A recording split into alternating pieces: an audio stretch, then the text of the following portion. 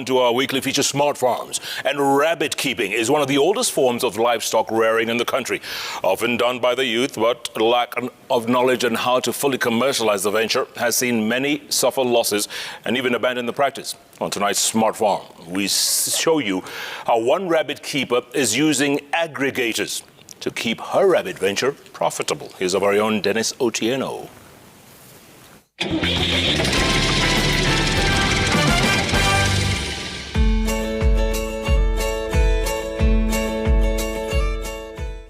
For Eva Karanja, an aggressive lady in the HR profession, rabbit keeping is close to the heart. What started out as a pastime activity that grew out of curiosity has now grown into an exciting money-making venture in Nairobi's Syokimau area. It was like 3 years ago, having worked for around 5 years. And so my contract was coming to an end. And so I was looking for something to do.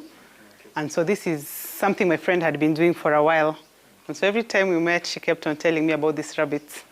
So I visited her and gained quite a lot of interest. Went ahead to do quite a lot of research, a lot of reading, visited other farmers and government bodies that deal with rabbits.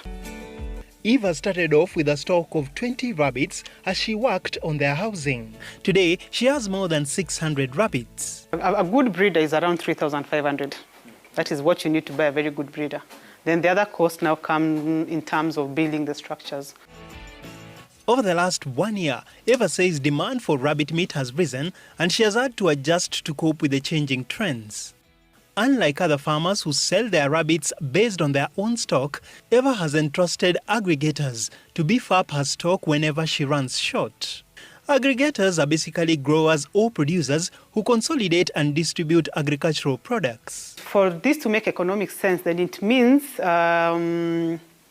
you need to have close to, we are looking at the mothers, you need to have close to at least 150 good mothers that you're serving every other time.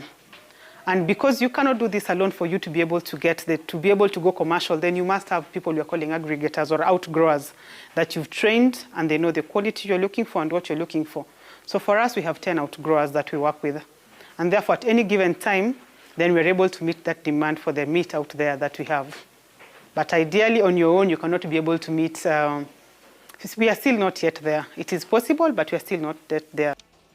Aggregators not only ensure a constant supply of your stock, but also prevent inconsistencies that may lead to loss of clients. When we slaughter a rabbit, if it's 2 kgs or 3 kgs, the dead weight or the carcass will be around 1.5 kgs. You lose like half of it. So imagine I come to your place and I tell you I want to supply you rabbit meat, you tell me 10 kgs per week. I slaughter the first 20 this week for probably, or 15 to get to the 10 kgs. Then the next week and the week after that. After 4 weeks, I will have nothing to supply you. And therefore, that's why most people find a challenge. It's hard to get a market because when you go as a subsistence farmer or a small farmer, or when you go and you've not also networked with other farmers that you can be able to buy from them, it becomes hard.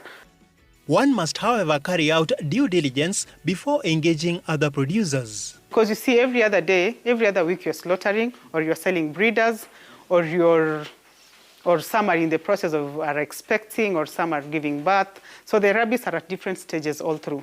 Eva's secret to a successful rabbit venture was simple. She started small, saved, plowed back the profits, and has now invested in expanding the business.